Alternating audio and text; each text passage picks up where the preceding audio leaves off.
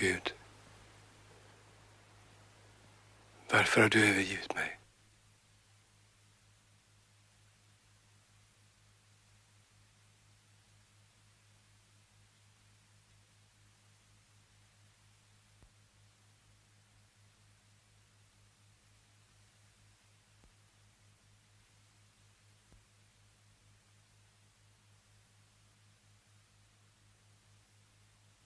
Luz de Inverno é uma pérola do cinema, uma obra-prima, um dos filmes de Bergman no qual ele aborda mais diretamente uma das principais questões da sua obra, a questão do silêncio de Deus.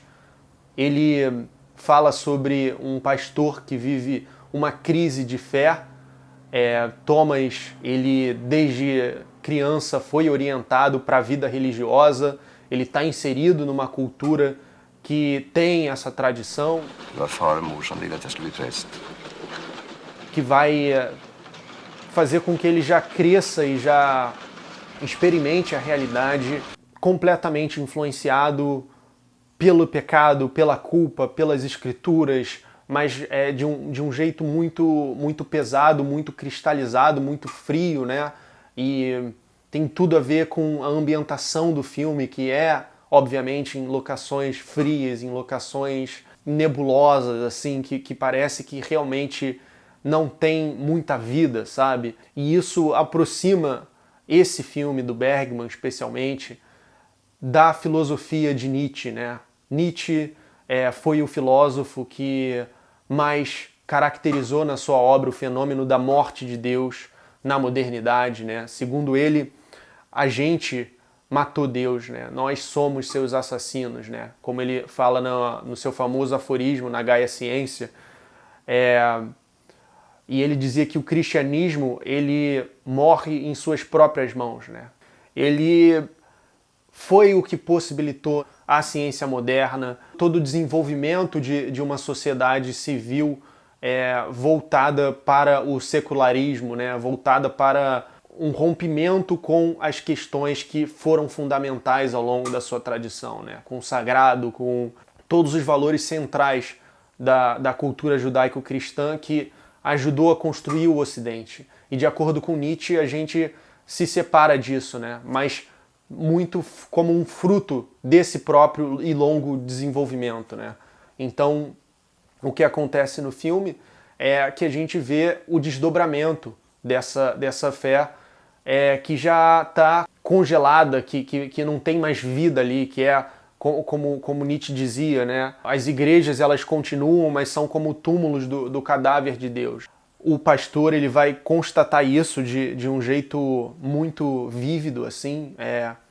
E o filme ele narra um encontro de uma família, né, que vai visitá-lo. E essa família, o homem, interpretado pelo Max von Sydow, né, o Parson, ele vive um desespero, ele não acredita mais que na humanidade, ele está completamente aflito pelas questões nucleares, pela iminência de uma guerra nuclear, né? O filme é ambientado nos anos 50 e isso também é uma consequência da morte de Deus, né? A própria Segunda Guerra, que foi algo que o Nietzsche também tematizou em alguns dos seus escritos póstumos, né? Que ele não publicou, mas que já estava lá, né, em alguns dos seus fragmentos, assim como Dostoiévski, ele foi um grande profeta nesse sentido, né, dos desastres, né, da crise de valores do século XX, que por um lado vai para o totalitarismo e por outro lado vai para o niilismo, né, uma ausência de valores, uma supercompensação, né, o Estado totalitário e a opressão, e também o vazio e a crise de sentido absoluta do ser humano. Então ambos esses aspectos são abordados no filme. E o que acontece é que o Parson ele vai consultar o pastor buscando uma luz espiritual, mas ele sai de lá com o espírito mais escurecido ainda, né? Porque o pastor está vivendo ele próprio uma crise de fé ainda mais pesada, né? Ele está batalhando internamente contra tudo aquilo que ele já acreditou. Vad gör det för skillnad? Livet blir begripligt Vilken lättnad. Döden blir ett utslocknande. En upplösning av kropp och själ. Människornas grymhet, deras ensamhet, deras rädsla. Allt blir självklart genomlyst. Det obegripliga lidandet behöver inte förklaras. Eu não sei exatamente se isso foi um ato completamente egoísta do pastor simplesmente abrindo o que ele não consegue mais segurar dentro de si e despejando sobre a pessoa que foi ouvi-lo, ou então se ele estava buscando uma conexão ali, algo que eles pudessem superar juntos. Mas o fato é que o Parson ele sai mais desiludido, mais desesperado, e ele dá um tiro em si próprio e acaba com a sua vida. E o pastor, ele vai avisar a esposa, né? A esposa acredita que ele fez tudo o que podia, não tem noção do que pode ter acontecido ali. O pastor ele próprio não revela também, né? O que é interessante, ele lida com isso de um jeito muito individual também e fechado, né? Ele não confessa para a esposa o que aconteceu nesse diálogo e a vida segue, né? Isso mostra o quanto cristalizado mesmo estavam todo aquele ritual, aquela rotina desse pastor que não acreditava naquilo que ele fazia apenas mecanicamente, né? É algo que também é muito tematizado no pensamento do Kierkegaard, um autor cristão que vai criticar a própria fé dos seus contemporâneos na primeira metade do século XIX, que também tem tudo a ver com o drama espiritual do pastor nesse filme, que é um retrato dramatúrgico do que esses filósofos, tanto Kierkegaard e Nietzsche, tematizaram em suas obras. Se você é novo no canal e está gostando do conteúdo, aproveite para se inscrever para receber semanalmente vídeos como esse sobre cinema e vídeos sobre filosofia.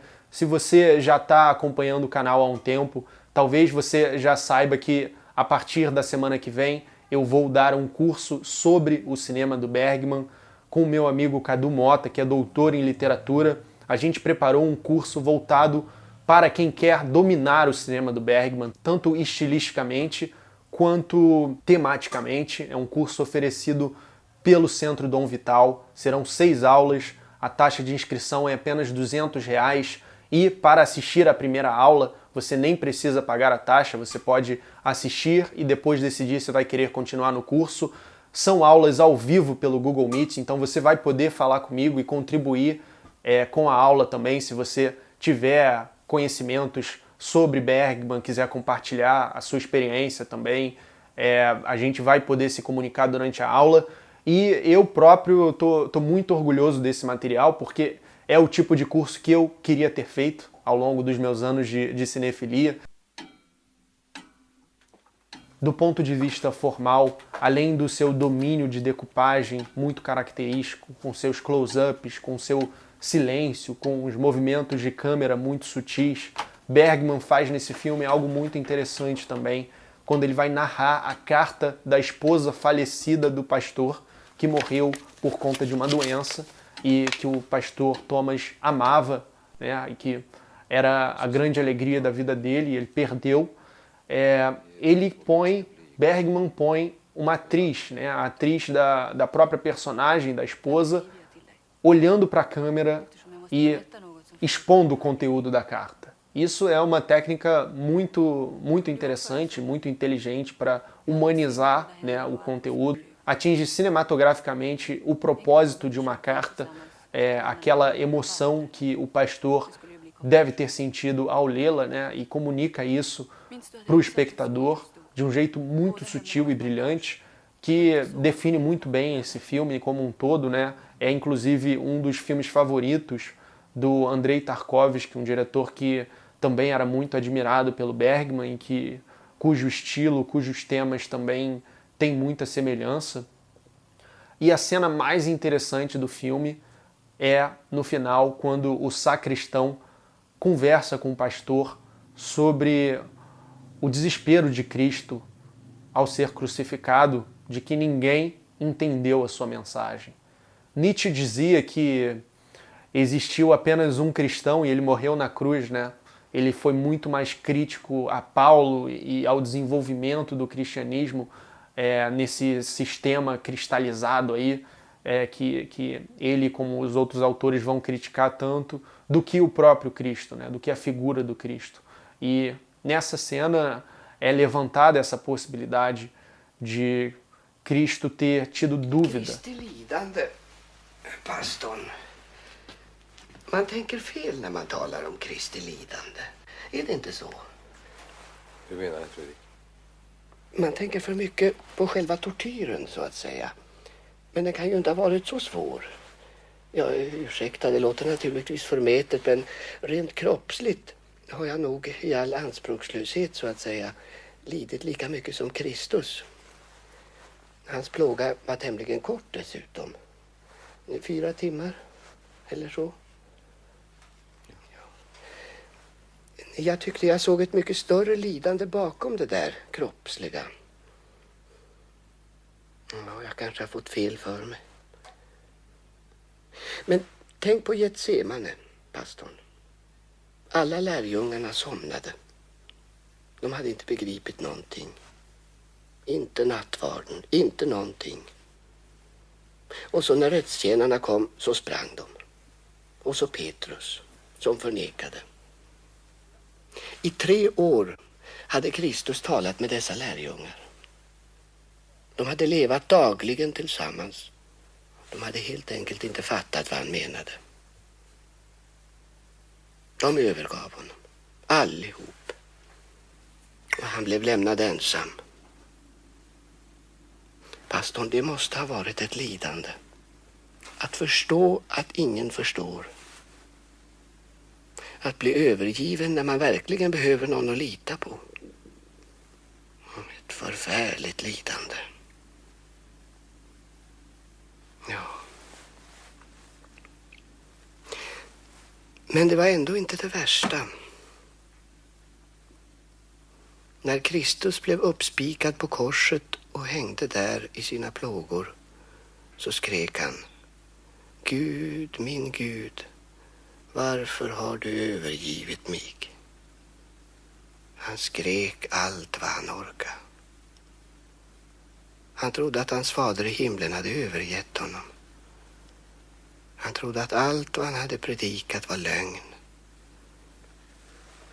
Kristus drabbades av ett stort tvivel minuterna innan han dog. Pastorn, det måste ha varit hans mest fasansfulla lidande. Jag menar Guds tystnad.